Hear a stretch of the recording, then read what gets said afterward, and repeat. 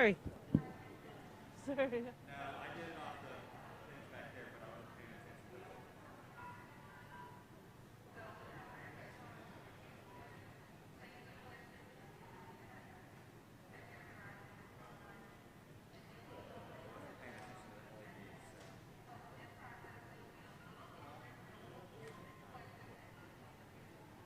You want to check your audio there, buddy? Check, checkity, check. Check, check. Check, check. Check. Check, check. Checkity, check. We're at the fairgrounds and we're putting needles in people's arms. Check, check, check. Yep. Check, check. Everybody good? Okay.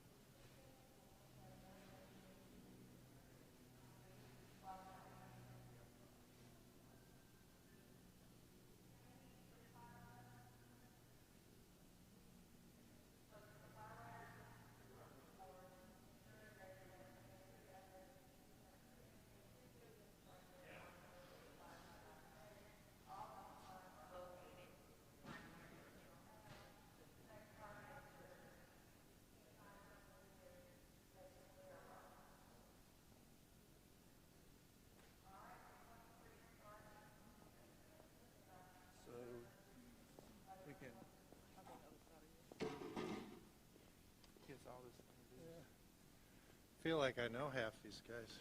Yeah. So. Hey, Randy. Hey, I know that's his name. Yeah. All right. Okay. Let's go. All right. Do we need to do a mic check first or anything? Okay. All right. Well, good morning. Appreciate you being here. So my name is Joshua Swift, Forsyth County Health Director. And first I want to start out with thinking back a year ago. On March 12th, 2020, we had our first 2 cases of COVID-19 in Forsyth County. There was a lot of planning before that with our communicable disease team, with staff, emergency management, partners, because we saw the virus coming across on the West Coast, and we knew it would be here before long. So, you know, it's really monumental when you think about all that's happened in the past year. We've had over 32,000 cases. We've had 350 deaths. But now, in the past 90 days, the vaccine rollout, we were one of the first counties in the nation through our hospitals to get the vaccine. Now, so far, the Department of Public Health has given over 49,000 doses of vaccine to our residents. We have seen well over 15% of the county's population get their first dose of vaccine in Forsyth County. So it's really an exciting time, an exciting moment to be here with our partners, to look at this vaccine clinic that we have here at the education building with the Winston-Salem Fairgrounds. We started here late January. And this event this weekend with the Johnson & Johnson vaccine, where we're going to vaccinate over 8,000 people, partners with the Novant and Baptist, it's really exciting. And I just appreciate the support of these 2 partners, all our partners in the community that have worked hard from the early beginning when we were doing contact tracing, we were doing case investigation, then testing, and now the ability to roll out this vaccine to help our community. A few other points. I'll just wait till you have questions later on, and I'll just introduce Dr. Ohl, who's one of our medical directors at the Department of Public Health, but most known as being from Wake Forest Baptist Health. Dr. Ohl. Hey, good morning. What an exciting time to be here with our partners in the community, public health, and from Novant Health. I've never been more optimistic during our pandemic that we really are in the ends of the throes of the ends of the pandemic, and that's because of vaccines. You know, it's really incredible that, you know, the virus has so much that it uses to infect and to spread amongst the population. Evolution, biology, and it's a sneaky little guy. But you know, we as human beings have ingenuity and technology and science all of our own. And over the last year, we've taken ongoing vaccine development strategies that we've been doing for years and moved them into COVID vaccinations. And now we have 3 very highly effective and very safe vaccines that we can use for COVID. Our vaccine penetration is now getting to a point where we have seen huge gains in the numbers of people that are being admitted to our hospitals, particularly our ICUs. In our ICUs, we're seeing about a 1/5 to a 1/6 of patients than what we saw 6 weeks ago, and that's incredible, and vaccines are largely to account for that. At this event this weekend, we're going to vaccinate more people. We're going to vaccinate over 8,000 people from our region, and that is a big step forward. We're using the Johnson & Johnson vaccine. This is a vaccine that came from technology that's been developed over decades and was put into practice for COVID about a year ago. The vaccine is a vectored vaccine, not a live vaccine, and it's extremely effective and safe. Here's how effective it is. If you get this vaccine and you are exposed to COVID, you have a 0% chance of dying, according to the clinical trials. The odds of you going into an ICU are extremely small, and hospitalized almost negligible. So this is huge, and so I really encourage people to step forward and get vaccinated. I saw some data the other day that if you're looking with at a community where COVID is spreading in the community, and you as an individual who's been vaccinated with the Johnson & Johnson vaccine have a less than 0.5% of a chance of getting COVID. And that's incredible. So the vaccines we have out that we're using this weekend are effective and safe, and I'm really happy to be part of this event here at the fairgrounds for our region. And I'd like to introduce one of our partners and a close friend, Pam Oliver from Novant Health, who's going to talk a little bit about how our community partnerships are working. Thank you, Dr. Ohl. It's a pleasure to be here with all of you. I'm Dr. Pam Oliver. I am Executive Vice President of Novant Health and President of our Physician Network. So I've had the pleasure of leading our teams this past year with our screening and our vaccination efforts. It is hard to believe that it was just around a year ago that we first were facing COVID in our communities, and that we actually were able to set up screening sites throughout this community to try to identify and contain this pandemic. All that time, we were waiting for hope, and that hope is now coming in the form of a vaccine. We've collaborated, our three organizations, the Health Department, Wake Forest, and Novant Health, many times in the past, but this pandemic did offer a new opportunity for us to come together for our community. And that's the core of what we all hope to achieve and why we exist, is to help take care of our community. And so I'm incredibly proud of this collaboration and the partnership, of the relationships that we have deepened over this past year, and even now with this new vaccination effort that we have launched in the community. We are all committed to getting this vaccine into arms, to ending this pandemic, to making sure that there is equitable access to this vaccine throughout our community. And so this event this weekend, with 8,000 Johnson & Johnson doses being administered to our community, is a huge step. It's a huge step towards progress and getting our communities back to normal, and we're incredibly proud of this partnership. And I want people to know that if you do not have an appointment for this weekend, if you do not have an appointment already, we will get to you. We will bring this vaccine to you, and we are committed to making sure that we vaccinate as much of this community as quickly as possible. So I'm very proud to be here today, and I'll turn it back over to Josh, and we'll answer any questions. Yeah, so thank you, Dr. Oliver. Thank you, Dr. Ohl.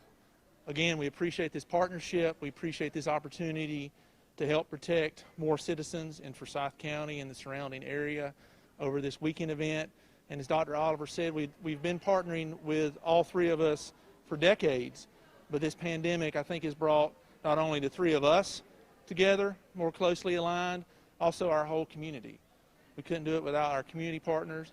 We couldn't do this without the staff that are working behind us in public health and in both hospital systems who are making events like this happen, testing in the summer, throughout the fall, and it's still going on, contact tracing. So it's been a total team effort. So right now we'll be here, and I'll be happy to take any questions.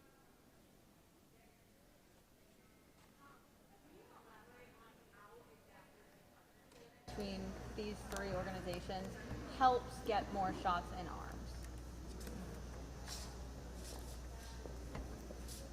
So I'll say a couple of things. The allocation process from the state has been very nuanced and complex from the beginning, and the state has made it clear that they want to make sure that we partner to make sure that the community is taken care of. And I would say early on, we identified that that was absolutely the best strategy, because our ability to get out in the community was going to be better if we shared our plans and we figured out where we may have had overlap and where we were missing. And so a couple of ways. One, it helps us with our business case to the state to actually get more vaccine allocated here. And you'll see more of that coming, where they actually value this partnership. And so it's going to mean more vaccine for this portion of the state. It also meant that we can get to different parts of the community more effectively and know where we're missing, and we share data. We've actually brought in other health department directors or other counties to identify those areas, because we know Forsyth County is the center of an entire region that we seek to serve. So. And how long should people expect the process to take if they have an appointment from the time they walk in here to the time they get up from this chair? How long should that take? So this weekend, in partnership with Baptist Hospital, is using a barcode scanner.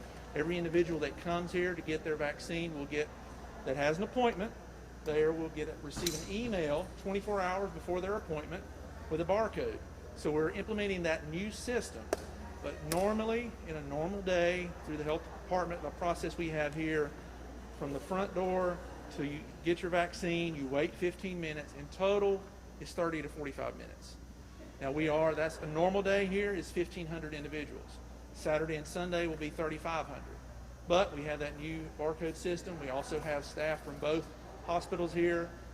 But we're hoping, and our goal is to have that same turnover of 30 minutes a person. Yes. We were told about that Fema will be selecting a spoke site for the Greensboro Clinic in Forsyth County. Is that a goal to help reach underserved, marginalized communities?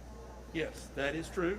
There is a spoke site that will be opening next week with Baptist and Novant operating 1 day a week at that spoke site, as well as there will be doses that will be distributed into the community that the health department and Baptist and Novant will go and do mobile outreach, which we've already been doing in the community, but that will bring more doses into Forsyth County to help us reach our historically marginalized population.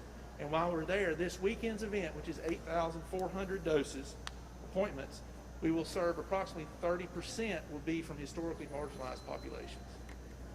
And when will that spoke site be located? The spoke site, it will be at the Anderson Center at Winston-Salem State, and both Baptist and Novant will be operating that spoke site on their separate days, and they will be handling the appointments for those events. Do you have any? And how many will be vaccinated At those sites, I believe it's approximately 600 per day. Per day? Per day at those sites. So the only thing I'll add to that is that was another benefit of the partnership, is to bring money outside of our state allocation from a federal allocation to allow us to bring that specifically into this county. So Greensboro at the Four Seasons Mall will have the hub, which will do a large number of vaccines, but we will actually be bringing into this market about 3,500 extra doses per week that we will divide, and a good portion of those will be done at Winston-Salem State at that site, and the remainder we will do through those outreach efforts, whether it's through community partners or churches at other events that are truly positioned to be able to get to historically marginalized populations. Josh, it sounds like basically you're doubling your numbers. A little more than double. Normal is 1,500, so this will be 3,600, so a little more than double. And how do you do that? Extended hours, or is it something different about that? Well, it's going to be roughly the same hours, 8:30 to 6:30. That will be appointments. People need to come no more than 30 minutes before their appointment because we have a throughput per slot. We're using a barcode system, as I said, where people will get their barcode emailed to them, so they need to come with a paper copy or it on their phone or tablet, and that'll be a scanning process that should be a much quicker process. Plus, we have a system that was demoed by Baptist at a previous location, where in the pod there will be a scribe with a iPhone that can ask the same questions that we ask. So we're using more staff and more technology to get more people through. We hope to be able to take some of the efficiencies that we gain here and use them going forward. Again, the rate limiting factor is the amount of vaccine. The joint partnership where we were able to get the over 8,000 doses here was a one-time allocation. So as we get more vaccine, we hope to be able to do that, but it all depends on the amount of vaccine we can get.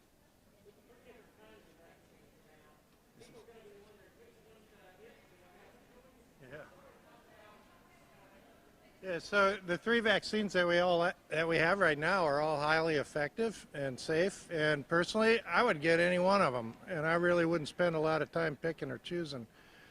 The best vaccine that you can get is the the vaccine that you can get the quickest. And because of the way the allocations work, sometimes it'll be one company, sometimes it'll be another, sometimes messenger RNA, sometimes vectored, and those allocations get pushed out. If you got an appointment, take the one you're offered, because the reality is they all are going to protect you from serious COVID disease, and they're also going to prevent transmission. We're learning a lot in the last few weeks that that not only do the vaccines protect you, but they also protect the people around you in the community. So in the last week or so, I've seen data that vaccines reduce asymptomatic infection. Vaccines, it looks like, are reducing transmission from one person to another. So they're slowing the virus down.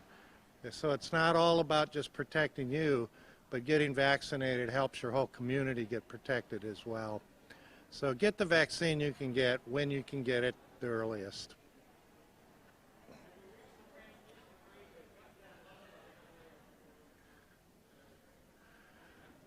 Yeah, so the question is the transmission rate come down low enough? Or are we on the right track? Yeah, we're on the right track. I mean, right now, our hospitals have already seen the benefit of vaccination. That's just clear because, you know, the highest risk people were the people that were in the first priority groups. And we have roughly 60 to 65% penetration now in people over the age of 65. And because of that, they were 80% of our hospital admissions. So because of that, we've been able to reduce considerably the stress and strains on our hospitals with vaccination. So the next step is to go into phase 4 now, which starts next week, to get people with underlying medical conditions vaccinated as well. So when that rolls around next week, people will be able to sign up and get vaccinated who see doctor. Basically, it's people who see doctor for a medical problem. And then we'll be able to reduce more serious infection in that group as well. So yeah, we're definitely on the right track. The question I get asked all the time, though, is have we hit herd immunity? And it's a little bit dodgy as to how much percentage of people we need to have vaccinated or previously infected. Somewhere around 80% maybe. We got a ways to go on that one. So there'll still be some COVID in our communities. We'll still be masking. We're going to still be doing social distancing. We're going to still have to keep the numbers we get together in what I call bubble fusions, one household and another, down to a minimum. And we've seen the CDC recommendations this week on what vaccinated people can do with getting together and friends and family. So yeah, we're clearly on the right track.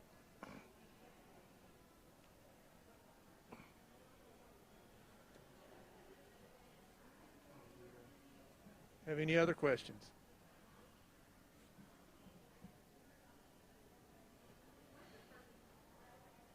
The first appointment today is at 3 p.m. Today we will see 1,000 people from 3 to 6 p.m.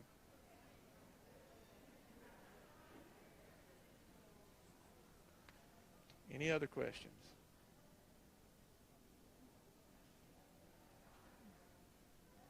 Okay, if not, I appreciate you being here. Thank you. I always like a press conference. Oh, yeah, that's right. Oh. No, I was just going to say, I always like a press conference too. Yeah. So if it gets in that, yeah. Yeah, it was pretty good. It worked out really well, actually.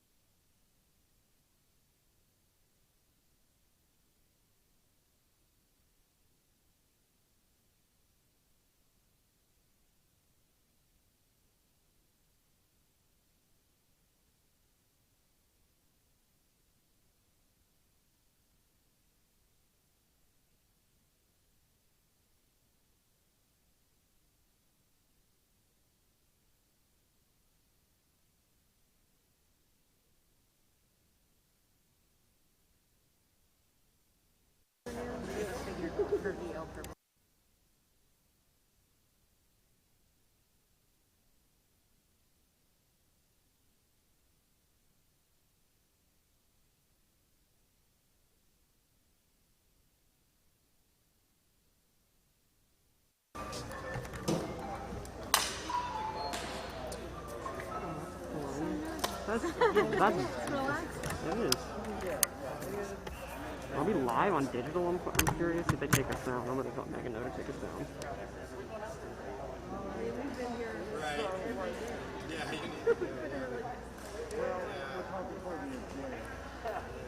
I mean, you want me to text her?